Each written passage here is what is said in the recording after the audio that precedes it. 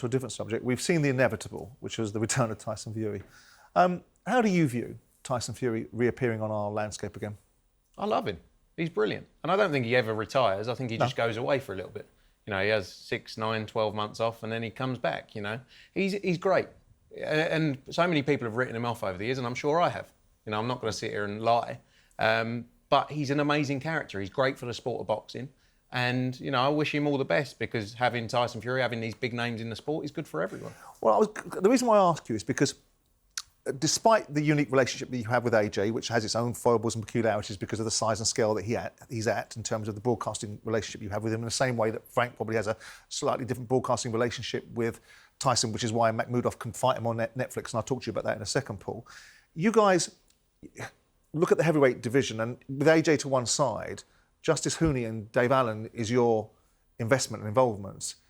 How does that position Matchroom, given the fact that you will, I think, with legitimate reason, talk about the economic value of Matchroom being probably the biggest promoter in the world, yet you don't have any marquee representation in the heavyweight division. In comes Tyson Fury, making a load of noise for everybody else besides Matchroom. Yeah, but I think it's the sport as a whole. You know, look, I think when you look at the sport, the talent we have at a range of weight divisions, I think we have the best fighters in the world that we work with. You know, whether it be Dimitri Bivol, whether it be Jerome Boots Ennis, whether it be Jesse Bam Rodriguez. You know, we have so many great fighters. You know, heavyweight boxing is an important division, of course it is. We've been a big part of it with Anthony Joshua over the years, as with other fighters as well, you know. But I think, look, Tyson back in the sport, we work with Makhmudov as well. You know, he obviously fought Dave Allen in October. We work with his team at Eye of the Tiger, you know, so I think it's good times for the sport. Whether we've got a load of representation in the heavyweight division, we're focused on the sport as a whole, not just one individual division. We've got great up-and-coming fighters. Tara Moana, Australian heavyweight, is brilliant. Leo Atang, very young, very raw. So we're always investing. But it just, right now, Frank Warren has a lot of heavyweights. We were talking last week, Paul, about the Netflix scenario and obviously Tyson fighting on Netflix. Are you surprised? I mean, I'm not, but are you surprised that it's landed on Netflix? I was, yeah. I didn't think, obviously, I don't know how the land lies with contracts, with everything else, and the fact that he's retiring doesn't mean he gets rid of a contract. Obviously, he's still under one, should he fight, but I always just assumed it would be on DAZN, just as usual, you know, and not Netflix. But Netflix being in boxing for me is great. So many of us around the world have got Netflix. To be able to tune in and watch a live fight on that magnitude is great. And if more eyes can come to boxing, better it is for the sport. It's always better for the sport, obviously, because then we can hopefully see young up-and-coming fighters coming through to bolster the undercards on these big shows and see great fights for the relatively cheap price that you're paying on your normal subscription. Well, the interesting thing in people's minds, I suspect, will be how is Tyson being enabled to fight on Netflix when he's a Queensberry contracted fighter? And Queensberry will obviously have their contracted relationship with the broadcaster, which will be their preferred broadcaster in the same way that Matchroom have. I'm assuming that Queensberry will probably still earn out of this transaction, but the nature of the beast is when you've got exceptional fighters like Anthony Joshua and you've got exceptional fighters like Tyson Fury, they don't form a regular part of your broadcasting stable that you offer to the broadcaster. They become an exceptional item. And given the fact that Fury's already got a relationship with Netflix because he did that god-awful bloody documentary, I'm not surprised that they're doing it there. I think, like you, I think it's a good thing. The more opportunities to enhance the glass ceiling that people perceive this sport to have. Turki Al-Sheikh talked to me about the scale of this sport and how it can stretch and how it can start to rival the other sports around the world. I query that, but broadcasting, the more broadcasters that are carrying this, if you get Netflix to come to the table, Anthony Joshua being built as a media star in America, and you also bring other fighters to the equation, and then you start to bring maybe Facebook into the mix, the more opportunities for this sport to be broadened and widened, the more the dreams of people like Frank Smith and Turki Al-Sheikh and Frank Warren and Kali Sowland can be materialised into reality, right?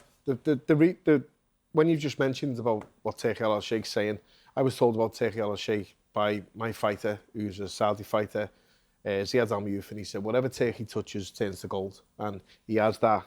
When you've got Kingdom's finance behind you, this was before he was the main man in the boxing, by the way. This was before the main switch, shall we say, from the boxing.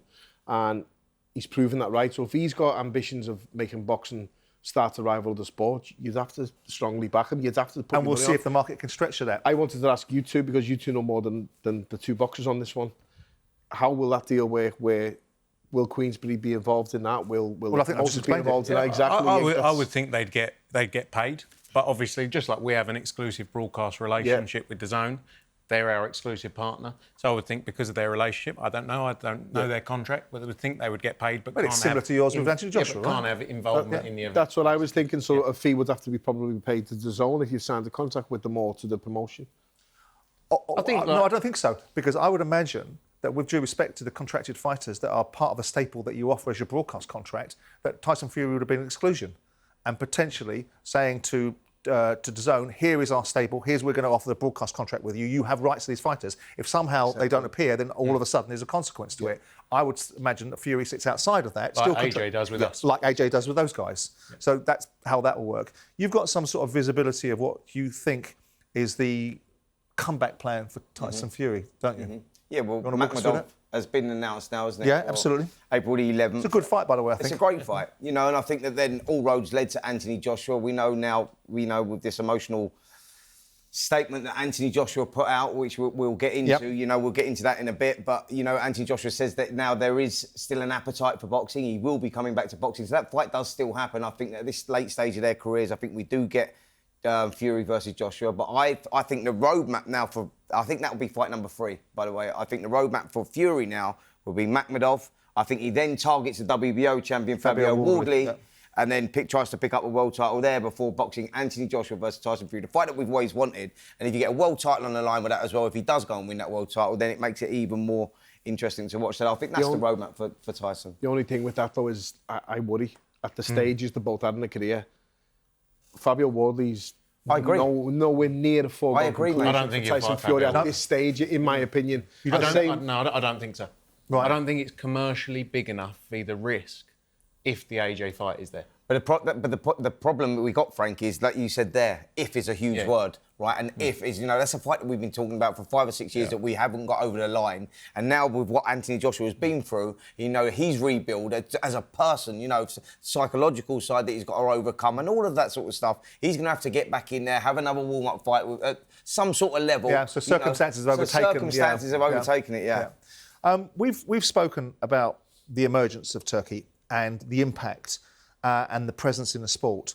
And I had a conversation with Eddie about 18 months ago when I made the flippant comments about the fact that you guys are going to be glorified agents soon. He's going to make you redundant. And Eddie pushed back against that. We've got expertise. And I said, well, you can expertise. When you look at the impacts of Saudis, how do you look at it from the promotional point of view, and how much has it changed what you guys are about to experience? I think it's been great. We've got a great relationship with them, of course. So we're in a different, we promoted the show for them. We, essentially provided a service to organise the event at MSG last week. But then when you look at the run of shows we've got, obviously, we had Andy Cruz on Jan 24th in Vegas, fought for a world title. Josh Kelly fought for a world title at the weekend. You've got Lee Wood, Josh Warrington rematch. You've got Nunes Navarrete unification. We're still here. We're still pumping out shows. So I don't think, it's a bit like this Zuffa conversation as well. I think Zuffa's great for boxing. Just like, we obviously spoke about Netflix coming in, new broadcasters are great. I think Zuffa's great because you've got a huge operation who are very successful, $40 billion. You're happy to lose Jai, were you? I wouldn't, it would be wrong of me to sit here and say happy to lose, but you accept. Just like when we don't promote FABIO Wardley. I wish we still promoted FABIO Wardley. But you lose fighters, you're not going to promote, you're not going to keep every fighter.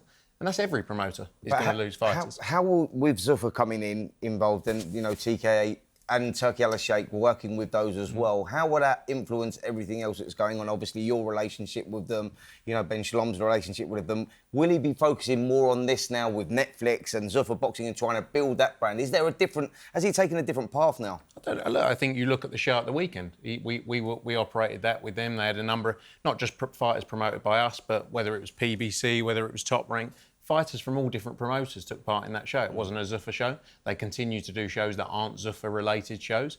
But obviously, they own a big chunk of Zuffa boxing, so it's going to be one of their interests, of course.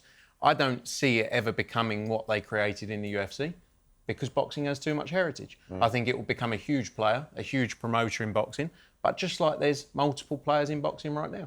Do you think that with the Saudi influence, and that's been predominantly financial, that it's made life more difficult for you guys because there's going to be a correction on what the outcomes in terms of what fighters can now expect. Their expectations have been increased. And I think other promoters are seeing it start to correct and having conversations with their fighters about, well, that's what you might think you want for that fight, but reality of it is it's not there anymore in terms of that level. Has the bubble that was created by their propensity to pay whatever they felt they had to pay to get a fight, whether that was good business or bad business because of their own motivations, has it made life more difficult for you guys? Because you've now got fighters going, well, these guys were getting paid this over here, and now it's not there anymore because the Saudis are starting to pull their horns in a little bit, starting to be a little bit more commercially pragmatic about the impact they've created and looking at it from a commercial proposition rather than just an influence play. Has it made life slightly more challenging with the expectations of fighters that are in your stable about what they can and can't get paid? I think it depends. Some fighters, yes. Yeah. But some who have sensible teams around them realise that was a good time. You know, fighters did well. And it's not always going to last for... Boxing is a crazy sport where every 2 or 3 years, so much money trickles in, right? So whether it was 10 years ago with PBC and Al Heyman, they spent $500-600 million of investors' money. Then there was Triller. Then there was BLK Prime. Then there's been DAZN in there as well. And His Excellency Riyadh season. Obviously they've got a lot more staying power than anyone else. But I think if you work with sensible fighters, sensible teams, they get it. But there are some fighters who look at it and go, well, that's what I got, or that's what this fight is getting.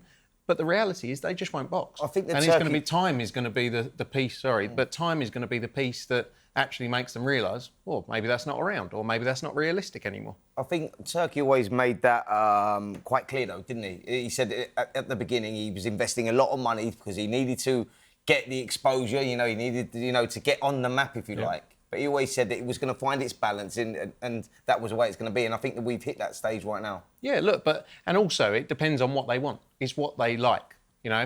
And when you look at the number of fighters, maybe there's been 100 fighters over the period of time that have taken part in Riyadh season ring shows. Because a lot of fighters. But it's a ripple effect. Yeah, it's like people get to gossip, people get to talk. Yeah. But at the same time, like I say, time is a healer of that. Where, don't get me wrong, I've had people say to me, fighters say, well, he got this. And it's like, well, it's not you, is it? That's the reality of it. You have to be quite harsh. You've got to manage the people that you're working with, yeah? Yeah. Who's easier to work? Who's easier for you to get along with, you guys at Matchroom? Is it Turkey or is it Dana? I think both. Turkey, we have a great relationship. And look, Eddie's always got on well with Dana. I don't know Dana too well. I've met him a couple of times, been very pleasant. And he's always been very nice with Eddie. So we have a great relationship with both of them. Obviously, Turkey, His Excellency's been brilliant as well. So, I think... What happened out there at the weekend? I saw an interview with Dana actually saying that Eddie had asked for a meeting on the Sunday. Yeah, and he just didn't show up. He was quite smug about that, if I'm honest. On the interview that I saw, he said that, no, I just didn't turn up. And they said, why not? And I was with Eddie at the time. He messaged it because Eddie's always had a good relationship with Dana. Always been very pleasant. We've actually been to the UFC a couple of times. He's looked after us. He sat us in his seats, we've sat with him. And Eddie just messaged him, so it would be good to catch up. Dana actually replied and said, yeah, let me try and work it. Obviously, it was very busy. He had their first show. They had the UFC. We had our show. And then we were leaving to fly to New York. He messaged Eddie, I think, the day after or on the Monday, said, are you still here? So it wasn't in any way. I think sometimes in interviews, like all of us, by the way, it gets built up. It gets built up into something it's not. I think Dana's... Although you used to get Frank, to be honest. No, I know I did. No, but I'm sure we got an each other. But the reality is... Is this the beginning of the change, by the way? No, is this exactly. the beginning of the relationship? No, but that's what he said off air before, But this is the problem, though, is people take snippets, right, of clips and there's a 3-minute thing, which is, and you see 10 seconds. The problem talkSPORT had with Tyson Fury, by the way, because... Obviously, with the conversation that we were having, they were taking snippets. But you guys, everybody knew it's the headlines as well. Yeah. Frank Smith blasts Simon Jordan. Yeah, absolutely. And maybe I did, but I said some nice things in there as well. But the digital media did it all the time, so everyone should have been... We can't find those. That's what we used to say, didn't we? Ultimately, all the digital guys used to take content from me and then say that I'd said something that I hadn't said, put it to you guys, and you'd go off on some ridiculous observation about something I hadn't said. So last week, we saw or heard Anthony Joshua addressing the public through a video that he did for 6 minutes, talking about the tragedy in Nigeria and the loss of 2 friends, which obviously we all know is a tragic circumstance. Yeah. Spence, that was an interesting thing for Anthony to have done. It was, and a good thing for him to have done, a difficult thing for him to have done. If I'm honest, it was an emotional interview. You saw him fighting back the tears. It's still very raw. I bet it in is. His mind, and they're two very close. Lats and Cena were very close friends of his. They lived together. They built a relationship together. So it's always going to be difficult. I think the motivation now for Anthony Joshua comes through living through them now and, you know, fighting through them and trying to achieve greatness for them. And I think that that's where he's finding that inner strength. And it's going to be hard, man. It's going to be really, really difficult. The physical stuff will heal, but the mental stuff will we'll only know about the mental stuff when he puts himself in the way of the real challenges inside the ring. I'm surprised. Yeah. Anyway, listen, we heard Anthony confirming his return. Let's have a listen to his message. The mission must go on. I understand my duty. I understand, like, what they wanted to do for their families. So what my goal is to continue to help them achieve their goals. Even though they may not be here in the physical, when I pray at night, when I pray in the morning, I know spiritually they're going to aid me through, because it's not just physical strength that will get me through. It's going to take a lot of strength from the higher power. So I'm going to definitely be saying my prayers, and I'm going to help them fulfill their dreams for their families. Not only me, there's a whole team of us, the whole brotherhood, a whole sisterhood that will be helping fulfill their legacy and fulfill their dreams. But I know in my corner of the world, I know what I'm going to be doing, and I know what we're going to do to continue their, I don't want to say legacy, because I had a lot of those questions during my fight in Miami. How does this affect your legacy, legacy? It ain't about legacy, it's just doing what's right. And I know what I'm going to do what's right for them. I know what I got to do. So yeah, I'm going to do what's right by them. I'm going to do what's right by their family. It's about what's important to me, and they're very important players, very important team members, very important friends, and two of my brothers. See, I think that's a very solid and decent message. I think that puts Anthony in people's minds in the position that he often operated, which was a little bit of a statesman. I kind of alluded in previous shows, we didn't want to touch upon what Anthony Joshua was going to be doing too much, Frank, because it wasn't the most important thing post the tragedy that he had experienced. But I kind of alluded that I felt that what might get him past, as much as he'll get past this, was the legacy of his friends and the distraction that boxing will bring to him, a concentration of the mind. Were you surprised to see him address the public this way? No, look, I think it's so difficult because we live in a world now where everyone's asking questions and no one really thinks about. I'm not saying you guys. No, I get it. Every day it's like, what's going on with Anthony? Yeah. Where's that? You know, and really, like, in truth, he probably, I guess, rather, you know, I haven't spoken to him about it, but not say anything and just be, you know, like anyone else would be allowed to mourn if they weren't in the public eye. You know, people don't realise how close he was with them as well, like these guys. And I've known them for 12 years, just 12, 13 years, obviously, since we signed Anthony. And they were there every step of the way. And, you know, in camp, it wasn't just team members, it was like best friends, you know. And I think he still needs to be given that time to heal. Boxing is the thing that will keep it. It's all he knows. Yep. You know? So him in the gym, seeing him in the gym already is not him ready to fight. It's just that is where his release is. Like everyone needs something to put their mind towards. That is Anthony's. Yep. I'm sure we'll see him come back, of course, like he said. When that is, you know, in what form that is, which fight, I don't know. But the key is right now ensuring that he's in the best place he can possibly be in these tough times. Well, I imagine each time that he does a different stage of his addressing the circumstances that he's found himself in, it will be an element of cathartism coming to play. He's talked about his friends now in the public domain. He's talking about his career and moving on with it, and using it as a launch sequence to honour the memory of his friends.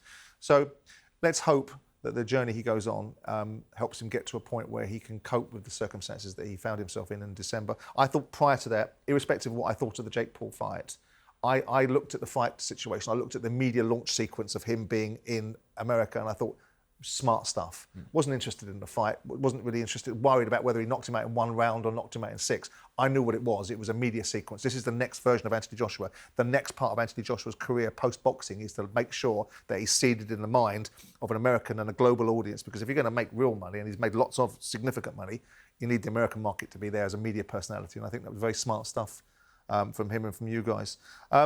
Tomorrow, as I mentioned at the top of the show, myself and Spencer are doing a show with Deontay Wilder and Derek Chisora. It's an interesting fight. Where are you on that fight, Frank? I love it. Yeah. Look, Derek is a close friend of mine away. I don't really care about boxing for him, if that makes sense. I spent New Year's with him and my family, his family, and I think it's a brilliant fight. The only problem is he's the kind of person, he'll beat Deontay Wilder. I believe he beats Deontay Wilder, right? I believe he stops him. He'll then be in a position where it'll be like, right, let's carry on. Yep. You know, where it was always get to 50. I want to have 50 fights. But I'm happy for him in that fight because it's a massive fight. It's two huge talkers. And I believe, like I say, I believe Derek Chisora gets a big win. And the mad thing is, after this, he could be fighting for a world title. He's IBF #1. That's why he doesn't retire, and that conversation he'll have to have with his wife again. Yeah, it will be an uncomfortable one, but you know, money talks and titles talk. He's always chased that dream. He boxed for the WBC title many years ago, didn't he, against Vitali? And he'll go, he want that opportunity again. You said this a while ago. He won't retire. No, You did say this. If he goes and beats Deontay Wilder, there's too much on the line to retire at this stage. Imagine Derek Chisora win the world title. How many things have we written off in this sport, though, as well? You know, when you say that will never happen. That's where the motivation comes from. You know, is that character. For me, for me, where are you on the fight, Paul? I mean, how do you see that fight playing? That's what I'm saying. So for me, the boxing purist, I wanted to see Derek retire a couple of fights ago. Yep. If he wants to get to 50, get to 50, but match him right and do it in the right way so he can get there. I have no objections whatsoever to him fighting Deontay Wilder because I think he's in the same boat. And I think it's that type of fight. And I think he'll take whatever Wilder should give him because he's durable, tough as all boots. I think he'll override it, come on strong, and probably get Wilder out today and probably knock him out. And it's something I never thought I'd say, but it's at that stage now, and I think that's what's going to happen. And as I've said, you know, because they're both in the same boat, I'm fine with it. Do you look at the alter ego, the Bronze Bomber, as being a thing of the past now? Again, no disrespect to him, he's a lovely fella. Yep. But absolutely, yeah. I don't think anything's there no more. I think this game, this sport, this life, this boxing, it's a fine line, and it's always better to have one fight too less than one fight too many. I think they're both on that line now. I think they're both on the cusp, and hopefully it doesn't go that way. Hopefully you can have this fight, maybe another one, and get out and have all the marbles and the senses about them. But it also affects you physically, as in it's just not there what it was probably 5-10 fights ago for both of them. Yeah. In the sense that we all get old. It's normal. It's fine. It happens. Go on, Spencer. I had that conversation with Derek Chisora after he lost to Joseph Parker a few years ago now. Yeah. Said, look, the time's up now, let's go, let's retire. He thought about it, he decided to continue. And he's probably in the prime of his career right now. He's on a good roll, he's won his last 3 fights. Heavyweights mature a lot later, But another example. Also, in December out in Dubai, I had that conversation with Deontay Wilder as well, and he said, listen, I accept that people think I'm finished, washed up. You know, I've had all these troubles, which we get into tomorrow, about betrayal and people around him letting him down, and it's very, very deep. He says all that's beside him now, and we will see the best Deontay Wilder going in there. So, look, you're only as good as your last performance, and on that performance, Derek Chisora starts favourite, but it's an intriguing fight because of where they're at. I would never use that term, washed up. I just think both of them have seen better days. Both of them are on the wrong side of the age that they should be, and more importantly, the amount of fights that they should be. But because they're both in the same position, I've got no problem with the fight. But it's interesting, the renaissance of Derek Chisora, but you have to look at the opposition with due respect to where Derek is. You look at Gerald Washington, that was, you know, you look at Joe Joyce, that was on the wrong end of 2 fights against Zhilei Zhang that probably killed his career to some extent, taking the second one against Zhilei Zhang. And then Otto Wallin, that, you know, with due respect, I know you're going to say Otto Wallin was a good fighter and your boy knocked him out left. I was going to ask you, do you think that Joe Joyce that Derek beat would beat this Deontay Wilder? Well, the big question the big question for all of us is we all know what Derek's going to do in this fight. Everybody knows what Derek's going to do in this fight because Derek's done it in every single fight since he stepped into the first fight he ever fought in. The question is do we have anything left with Deontay Wilder? Because in the previous fights that we've seen him on against Zhilei Zhang, against Joseph Parker, we're seeing someone that's impersonating Deontay Wilder, with all due respect to the fact that he's a fighter. If he has got anything left from that Bronze Bomber alter ego, then I fear there's jeopardy for Derek Chisora because this kid can whack. And Derek is whackable. That's the intrigue of this fight, though, Simon, isn't it? It's that ifs. You know, we don't quite know. The power should still be there, shouldn't it, Spence? Yeah. The utilisation of it or the deployment of it is the question, isn't it? Ultimately. But that's why we're going to watch it. Absolutely. Exactly. No, absolutely. I mean, you know, I've said before, and I've got myself into conversations with Derek about the fact that I didn't want to see a third Dillian Whyte versus Derek Chisora because it wasn't a world-class fight. This has intrigue. And we all want Derek to do well. I don't begrudge him getting a pension and getting paid well for the latter end of his career. And he had a period in his career where he felt that all the decisions were going against him. He now has an opportunity. Do we legitimately really see? Because you were making a big song and dance and dog and pony show about the idea that Deontay Wilder wanted to Usyk wanted to fight Deontay Wilder because he needed to tick that box off from a legacy point of view. I still stand by that. Do we really believe? commercially that Usyk is going to climb into the ring with either Wilder or Chisora? Yes. Do we? Yes. Simple answer. Is the money in the room for Simple that? answer. Because the thing for Usyk is trying to find some money, even though he's the best fighter in the world. He believe can't so. find the money, can he? I believe so. I think they were. You know, look, Usyk's been calling for the Wilder fight particularly. I think Usyk likes Chisora a lot. Yeah. You know, as a bit Well, of he a gave him his closer first relationship. difficult heavyweight fight, didn't he? But I think the winner of the winner of Deontay Wilder versus Derek Chisora is the money fight for Alexander Usyk right now. That's the point. I think that, you know, if they put on a little barnstorm where you go, look, that is the obvious one. And if that is Deontay Wilder, then he ticks the boxes. On that subject, can I ask you a question?